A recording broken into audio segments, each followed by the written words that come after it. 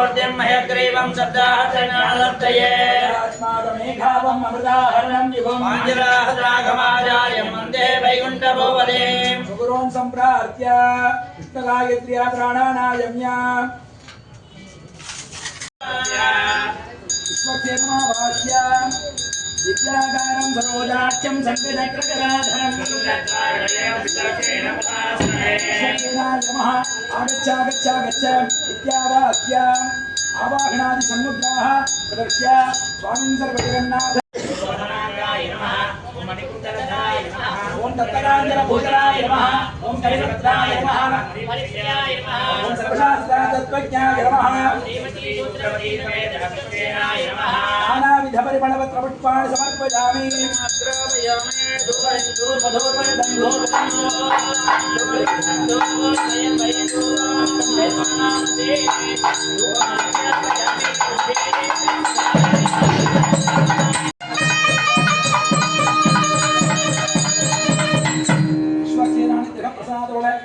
सहस्रोजाय स्वादिज्याय अस्त्राय बड़ेगाय स्वाहा बलाय गजाय ओम ह्रीं आधारशक्त्यै नमः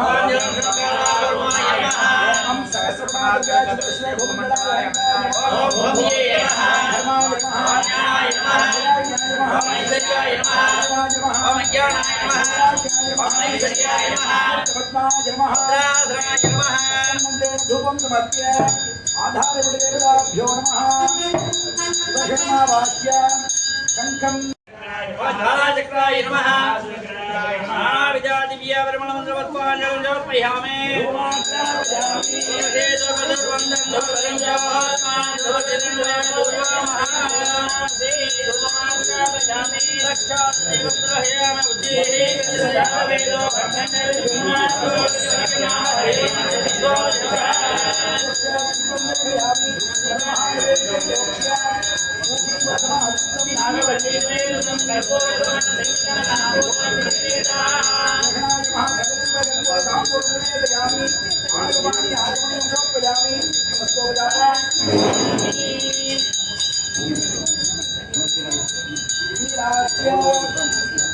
सुदर्शन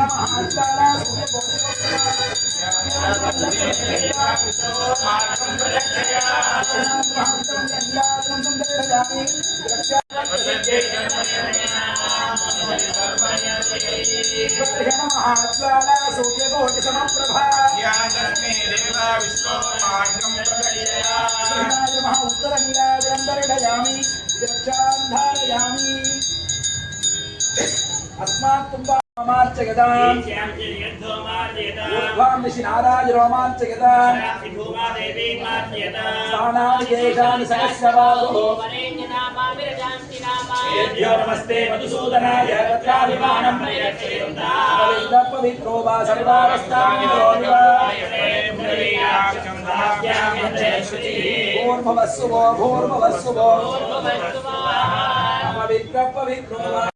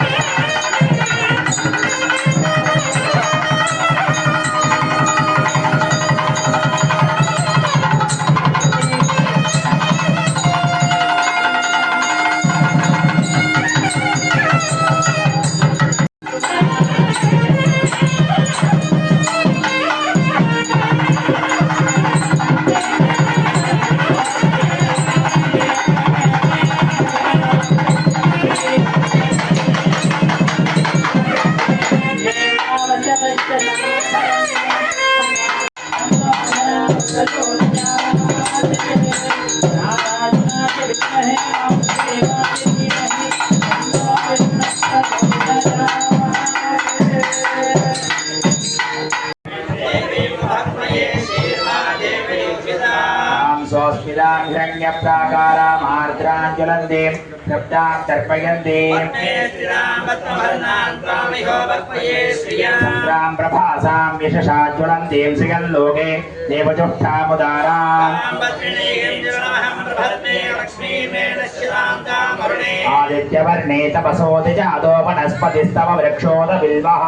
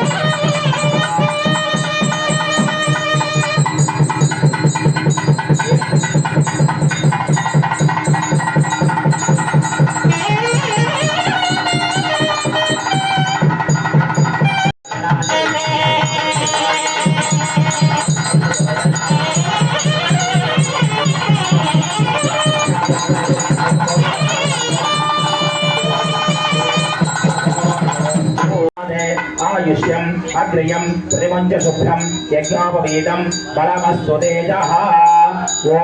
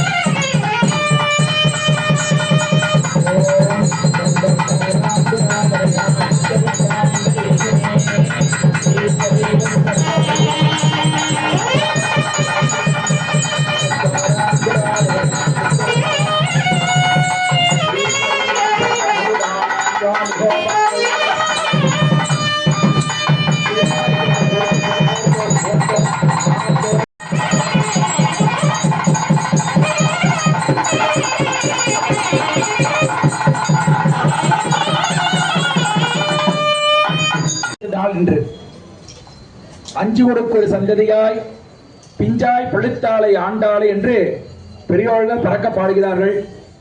அப்படியாக ஆண்டாள் நாச்சியார் ஸ்ரீவில்லிபுத்தூர் அப்படிங்கிற கஷேத்திரத்திலே பெரியாழ்வார் அப்படிங்கிற அடியாருக்கு அயோனிஜைன்னு பேரு. அயோனிஜம் சொன்னா நம்மளாம் ஒரு அம்மாவோட கர்ப்பத்துல இருந்து வெளியில வந்தவர்களுக்கு யோனிஜர்கள் அப்படின்னு நமக்கெல்லாம் பேரு. அவளுக்கு அயோனிஜைன்னு பேரு. அந்த துளசி மடத்தினுடைய அடியிலே உண்டானவள் பூமாதேவியின் ஸ்வரூபமாக இருக்கக்கூடிய ஆண்டாள் நாச்சியார். அந்த ஆண்டாள் நாச்சியார் ஆனவள் பாத்தீங்கன்னா மிகப்பெரிய எம்பெருமானை பலவிதமான பக்தியினாலே எம்பெருமானை பாடலாம். பல பேரும் சில பேர் எம்பெருமானை தலைவனாக கொள்ளலாம், எம்பெருமானை தன்னுடைய நண்பனாக கொள்ளலாம், எம்பெருமானை தனது ஆசிரியனாக கொள்ளலாம். இப்படி பல வகையாக எம்பெருமானை துதி பாடலாம். ஆனா எம்பெருமான் எந்த நிலையில் எடுத்தாலும் பெருமாள் தனக்கு வருவாராம். ஆனா ஆண்டாள் நாச்சியார் தனக்கு கல்யாணம் நடந்த எம்பெருமான ஒருத்தனை தான் நான் கல்யாணம் பண்ணிப்பேன் அப்படின்னு எம்பெருமானை தன் கணவனாக அடைவேன்னு மிகப்பெரிய ஒரு நோன்பு இருக்கா. ஆடி மாதம் பூர்ண நட்சத்திரம் இன்றைக்கு பிறந்த ஆண்டாள் நாச்சியார் மார்கழி மாசம் நோன்பு இருக்கா. ஏன்னா மார்கழி மாசம் தான் எம்பெருமானுக்கு ரொம்ப பிரியமான மாசம். பகவத்கீதை கிருஷ்ணன் சொல்றான், மாசேசு மார்க்க சீர்ஷோகம், மாதங்களில் நான் மார்கழியாக இருக்கிறேன்னு சொல்றார். அப்பேற்பட்ட உயர்ந்ததான மார்கழி மாசத்துல அவள் அந்த நோன்பு இருக்கிறா. அதற்கு பாவை நோன்பு, பெண்கள் இருக்கக்கூடிய விரதம்னு பேரு. ஒரு பெண்கள் எப்படி விரதம் இருக்கும் அப்படிங்கிறத மார்கழி மாசம் பாட்டத்துல அந்த 30 பாட்டுல எல்லாமே சொல்லிருக்க ஆண்டாள் நாச்சியார். பரமநடி பாடி கோவிந்தா அப்படின்னு பெருமாளுடைய நாமாவை சொல்ல வேணும். ஐயமும் பிச்சையும் ஆந்தனையும் கைகாட்டி எம்பெருமானுக்கு எந்த பிரசாதம் நம்ம சாப்பிட்டாலும் எம்பெருமான கை காமிச்சு சாப்பிடணும். அப்படி எம்பெருமான இந்த ஆண்டாள் நாச்சியார் இந்த இரண்டாவது பாசுரத்துல பெண்கள் எப்படி நோன்பு இருக்கணும் அப்படிங்கறது ரொம்ப தெளிவா அழகா சொல்றா. வையத்து வாழ்வீர்கள், இந்த உலகத்தில் வாழக்கூடியவர்களை அப்படின்னு கூப்பிடுறா. அவள் பாடுனது ஒரு தமிழ் கவிஞர். ஆகவே தமிழகத்தை வாழக்கூடிய சொல்லியிருக்கலாம், இல்ல பாரத தேசத்தை வாழக்கூடிய சொல்லியிருக்கலாம். ஆனா அப்படிலாம் சொல்லல. வையத்து வாழ்வீர்கள், நம்முடைய தர்மம் அப்படிங்கிறது சனாதன தர்மம், இந்து தர்மம் அப்படிங்கிறது உலகத்துக்காக பிரார்த்தனை பண்ணக்கூடிய சம்பிரதாயம், மதம் நம்மளுடைய இது. அதனால்தான் எல்லா பூஜை முடிஞ்சோனையும் கடைசியில சர்வே ஜனாஹா சுகினோ பவந்து, எல்லா ஜனங்களும் நன்றாக இருக்கணும் நம்முடைய ஆகமங்கள் வேதங்கள்லாம் சொல்லுது. அப்படி ஆண்டாள் நாச்சியா என்ன பண்றாருன்னா வெறும் அந்த ஊர்ல மட்டும் மக்களை கூப்பிடல, ஸ்ரீவில்லிபுத்தூர்ல பிறந்தா ஸ்ரீவில்லிபுத்தூர் மக்களை மட்டும் கூப்பிடல. வையத்து வாழ்வீர்கள், இந்த உலகத்தில் வாழக்கூடிய அனைத்து பேரும் வாருங்கோள் அப்படின்னு கூப்பிடுறா. நாமும் நம் பாவைக்கு செய்யும் கிரிசைகள் கேளீரோ, பாவை நோன்பு என்று சொல்லக்கூடிய பெண்கள் எப்படி விரதம் இருக்க வேண்டும் அப்படிங்கிறத சொல்லுகிறேன் அப்படின்னு ஆண்டாள் ஆரம்பிக்கிறார். நெய்யுண்ணோம் பாலுண்ணோம் மையத்து வாழ்வீர்கள், நாமும் நம் பாவைக்கு செய்யும் கிரிசைகள் கேளீரோ, பையத்து என்ன பரமனடி பாடி. ஒரு விரதம் இருக்கிறோம் சொன்னா விரத தினத்தன்னைக்கு அந்த சாமி தவிர எந்த சாமி கும்பிடக்கூடாது. இது ஆண்டாள் சொல்றா. சில பேர் பாத்தீங்கன்னா பிரதோஷ விரதம் இருப்பாங்க, சஷ்டி விரதம் இருப்பாங்க, எல்லா விரதம் இருப்பாங்க. அப்படி இருக்க கூடாது. ஏதோ ஒரு விரதம் தான் இருக்கணும், அதையே தூய்மையா கடைபிடிக்கணும். எப்படின்னா ஒரு கணவனுக்கு மனைவியா இருப்பது போல அப்படின்னு சாஸ்திரங்கள்லாம் சொல்லுது. அப்படி எந்த விரதம் இருக்கிறோம்னு சொன்னா அன்னைக்கு பெருமாள் விரதம் இருக்கணும்னு சொன்னால் பெருமாளுடைய நாமாவை சொல்லிக்கொண்டே இருக்கணும். அன்னைக்கு ஈஸ்வரன் கோயில் போகக்கூடாது. பிரதோஷ வழிபாடு பண்றோம்னா பிரதோஷத்தன்னைக்கு பரமசிவனாரே பாடிட்டு இருக்கணும், மற்ற கோயிலுக்கு போகக்கூடாது. அப்படி ஐயோ எம்பெருமானுடைய அடிப்பாடி நெய் உண்ணோம். ஒரு விரதம் இருக்கிற அன்னைக்கு நெய் சாப்பிடக்கூடாது. ஏன்னா நெய் அப்படிங்கிறது போக வஸ்து, தூக்கம் வரக்கூடியது. நெய் உண்ணோம், பால் உண்ணோம், பால் சாப்பிடக்கூடாது. பல பேர் பாத்தீங்கன்னா விரதத்தன்னைக்கு காபி சாப்பிடலாமான்னு கேட்பாங்க. கண்டிப்பா சாப்பிடக்கூடாது ஆண்டாள் சொல்றா. நெய் உண்ணோம், பால் உண்ணோம், நாட்காலே நீராடி, கடல் சீக்கிரமா எந்திரிச்சு தலை குளிக்கணுமா. நாட்காலே நீராடி மையிட்டு எழுதுவோம். ஏன்னா பெண்கள் நோம்பு அப்படிங்கிறதுனால பெண்கள் மை வச்சு கூடாதான். இன்னைக்கு யாருமே வச்சுக்கிறது இல்ல. நம்ம குழந்தைலாம் கேட்டீங்கன்னா மைனா என்னன்னு தெரியாது. ஆண்டாள் சொல்றா மையிட்டு எழுதுவோம், மை வச்சுக்க கூடாது. மலரிட்டு நாமுடியோம். இன்னைக்கு பல பெண்கள் பூவை வச்சுக்கிறது இல்ல. ஏன் பூ வச்சுக்கிறீங்களா? இதுக்கெல்லாம் விஞ்ஞான ரீதியான சில காரணங்கள்லாம் இருக்கு. பெண்களுக்கு பலவிதமான நோய் தொற்றுலாம் உண்டாகும். அந்த பூ வச்சுக்கிறதுனால அந்த வாசனைக்கு இந்த நோய் தொற்று உண்டாகாது. ஆகவே எப்பொழுதும் பூ வச்சுக்கிற பெண்களுக்கு அதிகமா சரும நோய் வரவே வராது. இன்னைக்கு பலவிதமான கிரீம் எல்லாம் போட்டு உடம்பு கெடுத்துட்டு இருக்கோம். நம்ம முன்னோர்கள் சொன்னது என்னன்னா பெருமாளுக்கு சாத்தி பூ எடுத்து தலையில வச்சுக்கோன்னு சொல்லியிருக்காங்க. அதுவும் கடையில் வாங்கி நேரம் வச்சுக்க கூடாது. ஏன்னா ஆண்டாள் சொல்றா ஐயமும் பிச்சையும் ஆந்தரையும் கைகாட்டி. நம்ம எது அன்னைக்கு இப்ப பயன்படுத்தினாலும் ஒரு புது புடவை வந்தா கூட உங்க வீட்டுல பூஜை ஒரு சாமி இருக்கும், அந்த சுவாமி கிட்ட வச்சு எடுத்து கட்டுங்க. அப்ப சுவாமி கட்டின வஸ்திரம் ஆகும். ஒரு புதுசா நம்ம ஒரு நகை வாங்கியிருக்கோம்னா கோவில்லயோ உங்க வீட்டுல உங்க சுவாமிக்கு கொண்டு போய் சாத்தி அதை சாப்பிட்டா சுவாமி பிரசாதம் ஆகும். நம்ம ஏதாவது சாப்பிட்டோம்னா சுவாமிக்கு நிவேத்தியம் பண்ணி சாப்பிட்டா சுவாமி பிரசாதம் ஆகும். ஆகவே எது பண்ணாலும் எம்பெருமானுக்கு கொடுத்துதான் நம்ம பயன்படுத்தணும். நெய் உண்ணோம், பால் உண்ணோம், நாட்காலே நீராடி மையிட்டெழுதோ, மலரிட்டு நாமுடியோம். விரதம் இருக்கிற மலம் புஷ்பமானது சுடிக்க கொள்ளக்கூடாது. மலரிட்டு நாமுடியோம், செய்யாதன செய்யோம். நம் பெரியோர்கள் முன்னோர்கள் எதை செய்யக்கூடாதுன்னு சொல்லியிருக்காங்களோ அதை செய்ய மாட்டேன், அதை செய்யக்கூடாதுன்னு சொல்ற ஆண்டாள். செய்யாதன செய்யோம், தீக்குறளை சென்றோதோம். முக்கியமான பாயிண்ட் இதுதான். தீக்குறள்னா கோல் சொல்வதுன்னு அர்த்தம். இவங்களை பத்தி அவங்க கிட்ட, அவங்கள பத்தி அவங்க கிட்ட, அவங்கள பத்தி இன்னொருத்தர் சொல்றது அப்படிங்கிற தீக்குறள் அப்படின்னா கோல் சொல்வதுன்னு அர்த்தம். தீக்குறளை சென்றோதோம், ஐயமும் பிச்சையும் ஆந்தனையும் கைகாட்டி. நம்ம சாப்பிட்டாலும் உடுத்தி கொண்டாலும் எதை நம்ம அனுபவிச்சாலும் எம்பெருமானுக்கு சாத்தி சாத்திரம்னு ஆண்டாள் சொல்றா. பிரசாதமா பகவத் பிரசாதமாக எடுத்துக்கணும்னு சொல்றா. ஐயமும் பிச்சையும் ஆந்தரையும் கைகாட்டி உய்யுமார் எண்ணி உகந்து அப்படின்னு இந்த மார்கழி மாச பாசுரத்துல இரண்டாவது பாடல் இது. இந்த பாட்டுல பாவையின் நோன்பு அப்படின்னு சொல்லக்கூடிய நோன்பானது ஆண்டாள் நாச்சி ஆரம்பிக்கிறா. இந்த நோன்பு என்னைக்கு முடியுது தெரியுங்களா? 27ஆம் நாள் அன்னைக்கு முடியுது. நம்ம கோவில்ல அந்த கூடாரவில் அன்னைக்கு பாத்தீங்கன்னா அந்த துளசி மரத்துக்கிட்ட ஆண்டாள பூஜை பண்ணி அன்னைக்கெல்லாம் வளம் வருவாங்க. ஏன் அன்னைக்கு பூர்த்தி பண்றோம்னு சொன்னா இந்த பாட்டுக்கு சொல்லியிருக்க ஆண்டாள் நெய் உண்ணோம்னு சொல்லியிருக்கா இல்லையா? அந்த பாட்டுக்கு வருவோம். கூடாரை வெல்லும் சீர் கோவிந்தா உந்தன்னை பாடி பறை கொண்டு யான் பெரும் சன்மானம். என்னன்னா ஆண்டாள் சொல்றா பெருமாள் நாமாவை சொல்லணும்னு சொல்றா. கூடாரை வெல்லும் சீர் கோவிந்தா உந்தன்னை பாடி பறை கொண்டு யான் பெரும் சன்மானம். ஆண்டாள் எம்பெருமான் நாமாவை சொன்னாலாம் அந்த நாமா சொன்ன பலன் பெருமாள் என்ன கொடுத்தாரு தெரியுங்களா? பறை கொண்டு நான் பெரும் சன்மானம் அப்படின்னா பிரைஸ். பெருமாள் கொடுத்த பிரைஸ் தெரியுங்களா? எம்பெருமானுடைய பரமபதம் கொடுத்தாலும், மோட்சம் கொடுத்தாலும். நம்ம மாசம் நம்ம கோவில்ல சத்தியநாராயண பூஜை பண்றோம். பூஜை முடிச்சு பெருமாள் நாமா சொல்லணும் வருஷம் மாசம் சொல்றோம். யாருமே சொல்றது இல்லை. இந்த தட்டத்தை கையில வாங்கணும் நாம மறந்து போயிருது. அப்ப நம்ம பண்ண பாவ வினை, நம்மள பாவம் செஞ்ச வினை இருக்குல்ல பாத்தீங்களா, அது நம்ம நாமம் சொல்லாம தடுக்குது. ஆகவே ஆண்டாள் சொல்ற நாமம் ஒன்றுதான் நம்ம வாழ்க்கையில் பல பாவங்களை போக்கும். பல பேர் நினைச்சிட்டு இருக்கோம், நம்ம கோயிலுக்கு போனா பெருமாள் பூ வாங்கிட்டு வந்தா அது பிரசாதம், இந்த வளையெல்லாம் வாங்கிட்டு பெருமாள் பிரசாதம். இது பிரசாதமே கிடையாது. நம்ம இந்த உடம்பு தான் பிரசாதம். இங்க வந்து உட்கார்ந்து இருக்கீங்க இல்லையா, இந்த உடம்பே பிரசாதம் தான். இந்த உடம்போட வீட்டுக்கு போனா வீட்டுக்கு பிரசாதம் போன மாதிரி தானே. ஆகவே அல்பமான பொருள்கள பிரசாதம் இல்ல. எம்பெருமானுடைய சேவைக்கு வந்த இந்த சரீரம், இந்த கை, இந்த கண், எம்பெருமான் நாமாச்சொல் நாக்கு, இதுதான் நம்மளுடைய பிரசாதம். ஆகவே அந்த 27வது பாசுரத்துல கூடாரை வெல்லும் சீர் கோவிந்தா உந்தன்னை பாடிப்பறை கொண்டு யான் பெறும் சன்மானம் நாலபுகுலம் பரிசினால் நன்றாக சூடகமே தோல்வளையே தோடே செவிப்பூவே பாடகமே என்றனைய பல்கலம் யாம் அணிவோம். அந்த பாசுரம் என்ன சொன்னா, கை வச்சுக்க மாட்டேன்னு சொன்னா, இங்க எல்லாவித ஆவணம் அணிவேன்னு சொல்றா. சூடைய சிரிப்போடு பாடகமே என்றடை பல்வரும் யாமணிவோம் ஆடை முடப்போம் அதன் பெண்ணே பால் சோறு மூட நெய் பெய்து முழங்கை வழிவார. நிறைய நெய் ஊத்தி சக்கரை பொங்கல் சாப்பிட்டாலும் ஆண்டா இந்த பாசுரம் சொல்றான். அப்ப 2வது பாசுரத்துல விரதம் இருக்க ஆரம்பிச்சிருக்கா. 27வது பாசுரம் வரும்பொழுது எம்பெருமானுடைய திவ்ய திருவடி அவளுக்கு கிடைச்சிருச்சான். ஆகவே 27வது பாசுரத்துல என் விரதமானது பூர்த்தி ஆயிடுத்து. ஆகவே எம்பெருமானுக்கு சக்கரை பொங்கல் பண்ணி அவனுக்கு நைவேத்தியம் பண்ணி நிறைய நெய் விட்டு மூட நெய் பெய்து முழங்கை வழிவார. இந்த கையில சக்கரை பொங்கல் எடுத்தா இந்த முழங்கையில நெய் வழியணுமா. மூட நெய் பெய்து முழங்கை வழிவார கூடி இருந்து குளிர்ந்து. நிறைய ஆழ்வார்கள் பாடியிருக்காங்க. ஆண்டாள் ஒட்டி தான் எல்லாரும் சேர்ந்து எம்பெருமானை சேவிக்கணும் அப்படின்னு சொன்ன முதல் பெண்மணி அவதான். நிறைய நான்மார்கள் பாடல்ல கூட இருக்கலாம். ஆனா ஆண்டாள் தான் கூடி இருந்து குளிர்ந்து. இந்த கல்யாண உற்சவம் யாரோ ஒருத்தர் பண்றாங்க அப்படின்னு ஒரு 4 பேர் பண்ணிருக்கலாம். ஆனா எல்லாரோட சேர்ந்து பண்ணு ஆண்டாள் சொல்றா. எம்பெருமானுடைய வழிபாடாகட்டும், நம்ம வீட்டுல பூஜை பண்ணாலுமே ஒரு 4 பேரை கூப்பிட்டு பூஜை பண்ணணும்.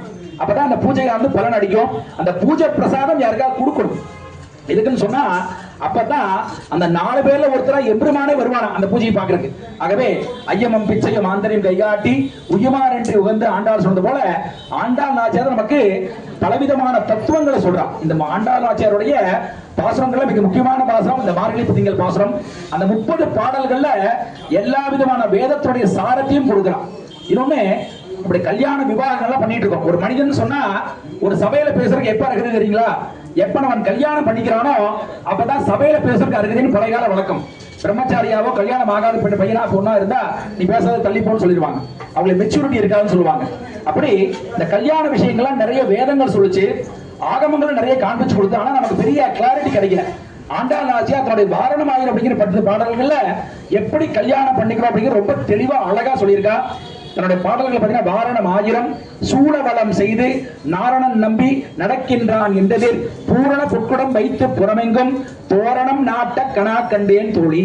ஒரு கல்யாணம் சொன்னா நிறைய தோரணங்கள்லாம் கட்டணும். மத்தளம் கொட்ட கணா கண்டேன் தோழி. இந்த வாத்தியம் இருக்கு இல்லைங்களா, இந்த வாத்தியம் தான் உலகத்துல நம்முடைய தர்மத்துல ஏற்புடைய வாத்தியம். ஏன்னா மற்ற எல்லா வாத்தியங்களுமே ராகத்துல ஆரம்பிச்சு பின்னாடி தாளம் சேரும். ஆனா இந்த ஒரு வாத்தியம் தான் முதல்ல தாளத்துல ஆரம்பிச்சு பின்னாடி ராகம் வரும். ஏன்னா இதுல பேரி தாளம்னு பேரு. ஆகம சாஸ்திரங்கள்ல பறக்க பேசக்கூடிய வாத்தியம் இந்த வாத்தியம் தான். அதுல நிறைய விதமான துட்ட தேவதைகள்லாம் இங்கிருந்து செல்வார்கள். நம்முடைய பலவிதமான பாவங்கள்லாம் போகும். நம்ம அவிநாசில ஒரு வழக்கம் இருந்ததுங்க, பல பேருக்கு தெரியாத வழக்கம். என்னன்னா தீபாவளி அன்னைக்கு இந்த வாத்திய வித்வான்களை வீட்டுக்கு வரவழைச்சு வாசிக்கிறது. அதாவது நம்ம என்ன சொன்ன நீ காலம் சொன்னோம்னா இந்த நாதஸ்வரங்களை வீட்டுக்கு வரவழைச்சு அந்த வாத்தியங்களை வாசிக்கணும்னு சொன்னா இது பழைய கால வழக்கம். இது எங்க அப்பா தாத்தாலாம் பண்ணியிருக்காங்க. நாங்க பழைய வீட்டுல இருக்கும் பொழுது இவங்க அப்பா தாத்தாலாம் வாசிட்டு இருந்தாங்க. அது இப்ப காலத்துல அமைஞ்சு போச்சு. இன்னைக்கு டிவில போட்டுக்கிறோம். என்னதான் டிவில வாசிச்சாலும் இந்த வாத்தியங்கள் வீட்டுக்குள்ள வந்தா மிகப்பெரிய பாவம் போகும். ஏன்னா அந்த வாத்தியத்துல பல விதமான நல்ல தேவதைகள்லாம் இருக்காங்க. அந்த 4 ஓம் சரஸ்வதி நமகான்னு நாதத்துல சரஸ்வதி இருக்கா. இந்த வாத்தியத்துல பாத்தீங்கன்னு சொன்னா பலவிதமான துஷ்டதையில் போகக்கூடிய சக்தி அந்த வாத்தியங்களுக்கு உண்டு. ஆகவே தீபாவளி அன்னைக்கு இன்னைக்கு நாங்க என்ன பண்றோம்னா எங்க வீட்டுல சிவகுமாரனை வராங்க. வந்து காதா தீபாவளிக்கு 5 மணிக்கு எங்க வீட்டுல ஏகாண்டமா அரை மணி நேரம் வாசிச்சு நாங்க அதை கடைபிடிச்சிட்டு இருக்கோம். ஏன்னா இந்த வாத்தியங்கள் நம்ம வீட்டுக்கு வந்தோம்னு சொன்னா நம்முடைய பலவிதமான பாவங்கள் போகும். நிறைய பாவம் பண்றோம் அன்றாட மனித வாழ்க்கையில, நடக்கும் பொழுது, நிற்கும் பொழுது, எல்லா விதமான காரியத்திலும் நம்ம பலவிதமான பாவங்கள் பண்றோம். அந்த பாவத்தையெல்லாம் போகணும்னு சொன்னா இந்த வாத்தியங்கள் வீட்டுக்கு அழைச்சு நம்முடைய எல்லா விதமான மங்கள காரியங்களும் இந்த வாத்தியங்களை வச்சு பூஜை பண்ணணும் அப்படி சாஸ்திரங்கள் சொல்லுது. அதனால ஆண்டாள் நாச்சியாருமே தீவளம் சொல்லிய கணாக மத்தளம் கொட்ட கணா கண்டே தோழி அப்படின்னு தன்னுடைய கல்யாணமானது இந்த வாத்தியங்களை வைத்து நடக்கணும்னு சொல்றாங்க. இதற்கு மேல முக்கியமான ஒரு பாயிண்ட் அதுல தீவளம் செய்ய கணா கண்டேன் தோழி அப்படின்னு சொல்றாங்க. தீவளம்னா அக்னின்னு அர்த்தம். இது பாத்தீங்கன்னா ஒரு கல்யாணங்கிறது அக்னி சாட்சியாக உள்ள கும்பம் வச்சிருக்காங்க. கும்பத்துக்குள்ள தண்ணீர் இருக்கு. ஒரு மனிதன் வாழ்வுக்கு பஞ்சபூதங்கள்ல மிக முக்கியமான பூதம் 2, ஒன்று தண்ணீர், ஒன்று அக்னி. இந்த ரெண்டும் இல்லாம மனிதனால் வாழவே முடியாது. இந்த 2 சாட்சியாக ஒரு கல்யாணம் பண்ணணும்னு ஆண்டாள் சொல்றா. நீங்க நிறைய கல்யாணம் எப்படி நடக்குதுங்க? ஒரு கோயில போய் நிக்கிறோம், சாமி நாடு தாலி எடுத்து கொடுக்குறாங்க, கல்யாணம் பண்றோம். சாஸ்திரம் ரொம்ப விருத்தமான செயல். இப்படிதான் பண்ணா அந்த தம்பதி நன்னா இருப்பாங்கன்னு சொன்னா சந்தேகம் தான். ஆகவே ஆண்டாள் சொல்றா கிளியரா, தீவளம் செய்ய கணா கண்டேன் தோழி. எம்பெருமான் கல்யாணம் தான். ஹோமம் பண்ணா பெருமாள் கேட்கவா போற நம்மள? ஆனால் ஆண்டாள் சொல்லிட்டா, தீவளம் செய்ய கணா கண்டேன் தோழி. அக்னி சாட்சியாக எம்பெருமானுடைய கரத்தை நான் பிடிக்க வேணும் அப்படின்னு ஆண்டாள் சொல்றா. அதனால நம்மளுடைய கல்யாணங்கள் எங்க பண்ணாலுமே கட்டாயமா அக்னி சாட்சியாகத்தான் கல்யாணம் பண்ணணும் அப்படிங்கிறது சாஸ்திரம். அதே போல காப்பு நான் கட்ட கணா கண்டேன் தோழி. காப்பு கட்டி தான் கல்யாணம் பண்ணணும். இதெல்லாம் ஒரு கல்யாணம் திருமணம் சொன்னா எப்படி பண்ணணும் அப்படிங்கிற ஆண்டாள் தன்னுடைய 10 பாடல்கள்ல ரொம்ப தெளிவா வச்சிருக்கா. இந்த போட்டு கல்யாண உற்சவம் எதுக்கு தெரியுங்களா? நம்ம பண்றோம் என்ன பண்றோம்னா நிறைய பணம் போட்டு பெரிய பெரிய மண்டபத்துல ரொம்ப கிராண்டா கல்யாணம் பண்றோம். கல்யாணமான 3வது ஆசை எங்கோ நின்றுட்டு இருக்கோம். பிடிக்க மாட்டேங்குது, பையன் ஒத்து வர மாட்டேங்கிறான்னு சொல்றோம். இந்த கல்யாண பெருமாள் என்ன சொல்றாருங்களா நமக்கு? நான் எப்படி திருமண பந்தத்தில் விலகாமல் இருக்கிறேனோ அதே போல நீ இருக்க வேணும்னு நமக்கு உணர்றதுக்கு தான் பெருமாள் கல்யாணம் பண்ணிக்கிறார். பெருமாள் கல்யாணம் பண்ணாலும் சந்தோஷமா தான் இருப்பார். கல்யாணம் பண்ணாம நாளைக்கு வந்து பாருங்க சிரிச்சுட்டே தான் இருப்பார்.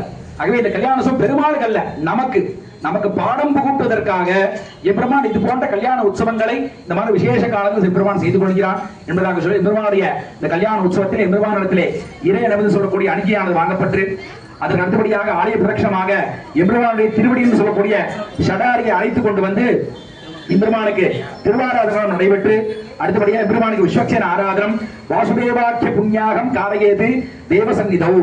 ஒரு பெருமாள் கோவில்னு சொன்னா அந்த கோவில் மட்டும் பண்ணக்கூடிய புண்ணியாக வாசனத்துக்கு வாசுதேவ புண்ணியாக வாசனம்னு பேரு. இது வேற எங்கேயுமே பார்க்க முடியாது, பெருமாள் கோயில மட்டும்தான் அப்படின்னு ஆகமங்கள் சொல்லப்பட்டிருக்கு. அந்த புண்ணியாக வாசனம் நடைபெற்று அதற்கு அடுத்தபடியாக எம்பெருமானுக்கு ரக்ஷாபந்தன பூஜையாக நடைபெற்று அதற்கு அடுத்தபடியாக மஞ்சள் வாங்கி அடித்தாங்க. நம்ம கல்யாணங்கள்ல இன்னைக்கும் கடைபிடிக்கிறோம். உப்பு வாங்குறோம், சக்கரை வாங்குறோம், மஞ்சள் வாங்குறதே இல்லை. எப்படி மஞ்சள் பண்ணு தெரியுங்களா? பச்சை மஞ்சளை வாங்கி நிழல்ல காய வச்சு இடிச்சு அந்த மஞ்சளை எடுத்து நம்மளோட திருமணங்களை சேர்த்து தொடக்கணும்னு பழைய கால மரபு. இன்னைக்கு என்ன பண்றோம்? ஒரு பிராண்ட் ஒரு மஞ்சள் பொடி பாக்கெட் வாங்கி வச்சுக்கிறோம். நம்ம குழந்தைங்க வருங்காலத்தில் மஞ்சள் பூசுறதே கிடையாது. மஞ்சள் பூசுவதற்குமே விஞ்ஞான ரீதியா ஒரு காரணம் உண்டு. பெண்களுக்கு தான் சரும நோய் அதிகமா வரும். அது போக்குவதற்காக ஆன்டிபயோட்டிக் இந்த மஞ்சள்ல பாத்தீங்கன்னா வெறும் மகாலட்சுமி இல்ல, நோய்களை போக்கக்கூடிய நுண்ணி கிருமிகளை போகக்கூடிய சக்தி அந்த மஞ்சள் இருக்கு. ஆகவே அந்த மஞ்சள்ல நிச்சயம் பெண்கள் பூசிக்கணும் அப்படின்னு சாஸ்திரம். பெருமாள் நம்ம வேணா மீறலாம். வருங்கால குழந்தைகளுக்கு மஞ்சள் பொடினா என்னன்னு தெரிய போறது இல்லை. இனிமே பாத்தீங்கன்னா பொருட்காட்சியில் வைக்க போறாங்க. மஞ்சள் பொடிங்கிறது முன்னோர்கள் பயன்படுத்திய ஒரு பொருள் அப்படின்னு பொருட்காட்சி பார்க்கலாம். அப்படிலாம் இல்லாம இந்த பெருமாளுடைய கல்யாணம், இந்த கல்யாணத்துக்கு முக்கியமான 2 பிரசாதம் கிடைக்கும். என்னன்னு கேட்டா ஒண்ணு மஞ்சள் பொடி. பெருமாள் பண்ணோம்னா அந்த மஞ்சள்ல மகாலட்சுமி ஆவாகனம் பண்ணி சீசூத்திரத்தினால இடிச்சு அதை பெருமாள் போட்டார். நிறைய திவ்யதேசங்களா நீங்க போனீங்கன்னு சொன்னா அங்க இது போன்ற கல்யாண உற்சவம் பார்க்க முடியாது. கல்யாண உற்சவம் சொல்லுவாங்க, எம்பெருமான் முன்னாடி மஞ்சள்ல மகாலட்சுமி இதே போல ஆவாகனம் பண்ணி அந்த பெருமாள் மேல போடுவாங்க. அதுக்கு சூர்ணாபிஷேகம்னு பேரு. அந்த சூர்ணாபிஷேகம் பண்ணியாச்சுன்னா கல்யாண உற்சவம் முடிஞ்சது மாதிரி. அப்படி எம்பெருமான் மேல போட்ட அந்த மஞ்சள் பிரசாதம் எல்லாரோட தலையில கொடுப்பாங்க, கையில பிரசாதம் கிடைக்காது. ஏன்னு சொன்னா நம்ம பலவிதமான பாவங்கள் பண்றோம். அந்த பாவம் எங்க நிக்குது தெரியுங்களா? நம்ம தலையில. எந்த நிலையில வந்து வெடிச்சிருச்சு அப்படின்னு சொல்லுவோமா இல்லைங்களா? அப்ப நம்ம பாவம் எங்க இருக்கு தெரியுங்களா? நம்ம தலையில இருக்கு. ஆகவே இந்த எம்பெருமானுடைய பிரசாதத்தை மஞ்சளை தலையில வாங்கிய பொழுது ஆழ்வார் அழகா சொல்றார், அயன் கைமிசை அழியும். அயன்னா பிரம்மா. பிரம்மா என்ன பண்ணிருப்பாரா? ஒவ்வொருத்தர் தலையிலையும் தலையெழுத்து எழுதியிருப்பாராம். இவன் இத்தனை நாள் வாழ வேண்டியது அப்படின்னு எழுதியிருப்பாராம். அந்த பிரம்மாவுடைய கையெழுத்தை அழிக்கக்கூடிய வல்லமை இந்த மஞ்சளுக்கு உண்டாம். ஆகவே கல்யாணம் சொல்றது எல்லாம் பொறுமையா தயவுசெய்து வாங்க. கூட்டம் குறைவா தான் இருக்கீங்க. திருப்பதி போனா 5 மணி நேரம் பொறுமையா இருக்கிறோம். நம்ம ஊருக்கு வந்துட்டு அவசரத்தை கூடவே கூட்டிட்டு வரும். நீங்க பொறுமையா வந்தீங்கன்னா உங்களுக்கு எல்லா பிரசாதம் கிடைக்கும்.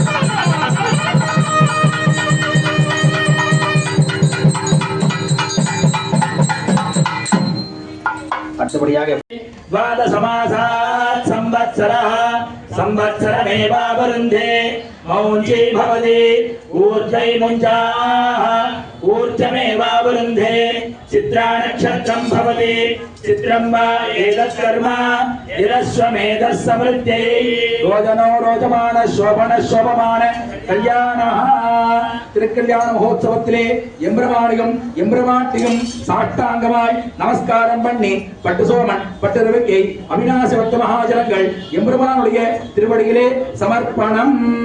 சகலவாத்தியம்.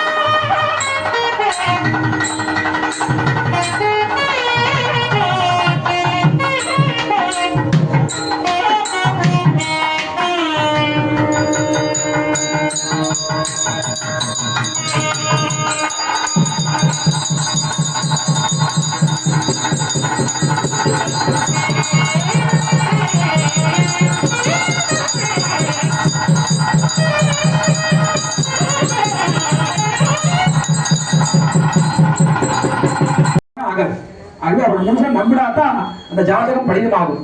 தேவே தீர்த்தே துவஜே மந்திரே தெய்வஜே வேஷஜே வேஷஜனம் மருந்தினாக்கும்.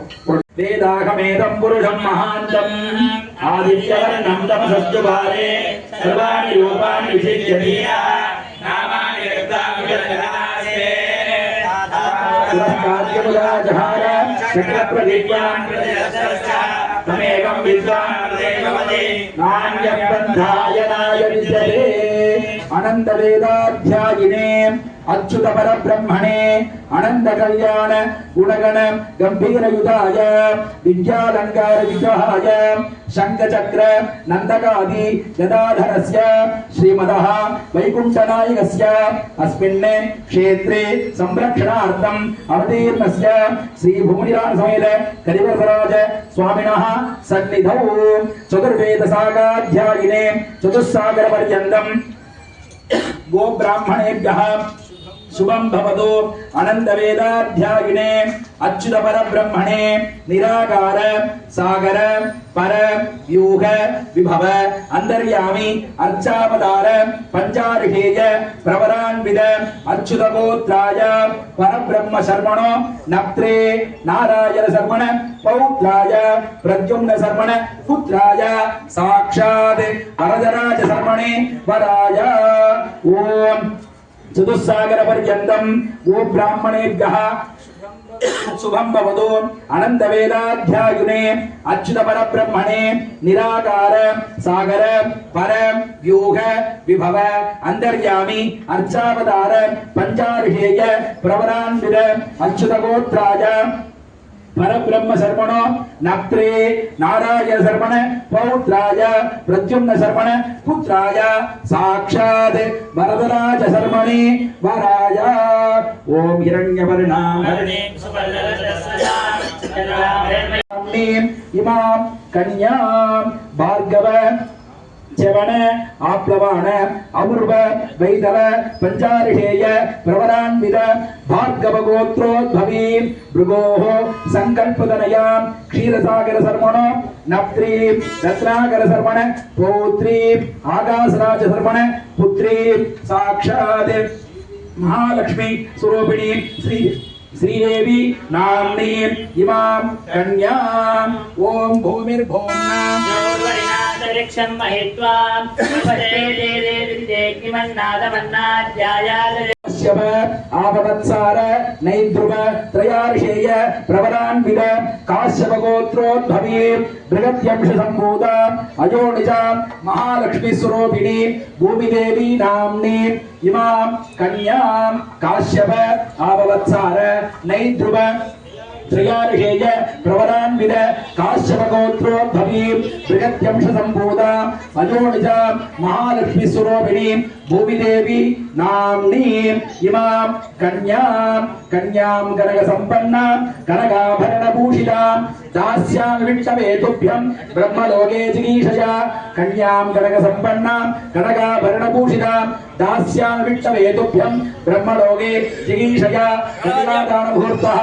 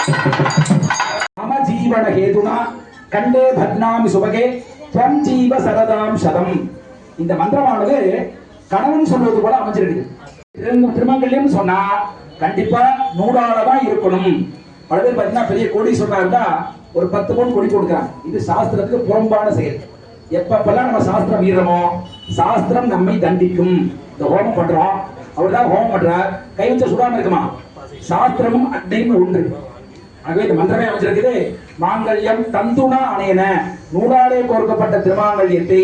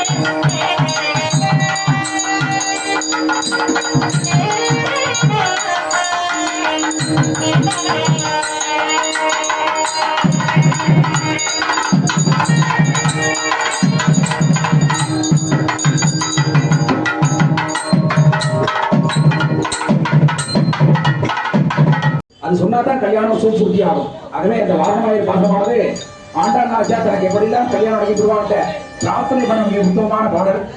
வைஷ்ணவ மரபுகளை பார்த்தீங்கன்னு சொன்னா எந்தெந்த இல்லங்கள்ல கல்யாண பாக்கியம் இல்லை அப்படின்னு நினைக்கிறீங்களோ அவர்கள் கண்டிப்பாக இந்த பாசுரத்தை சேவித்தால் கட்டாயம்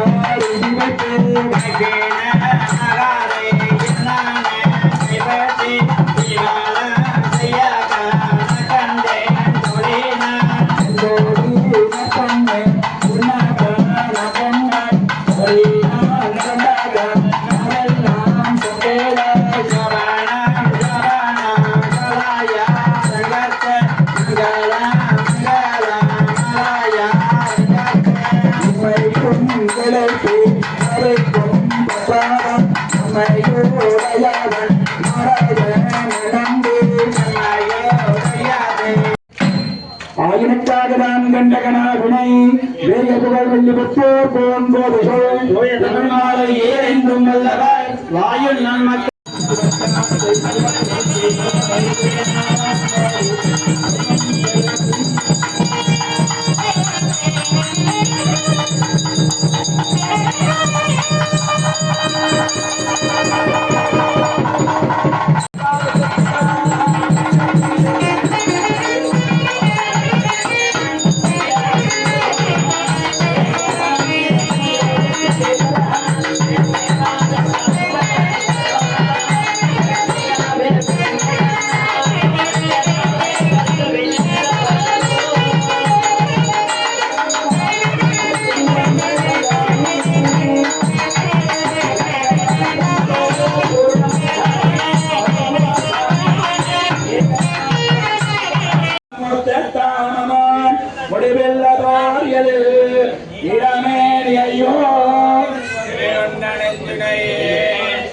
ஆலமாமரத்தின் பாடகமாய் ஞானமேலும் உண்டான அரங்கத்தரவினையா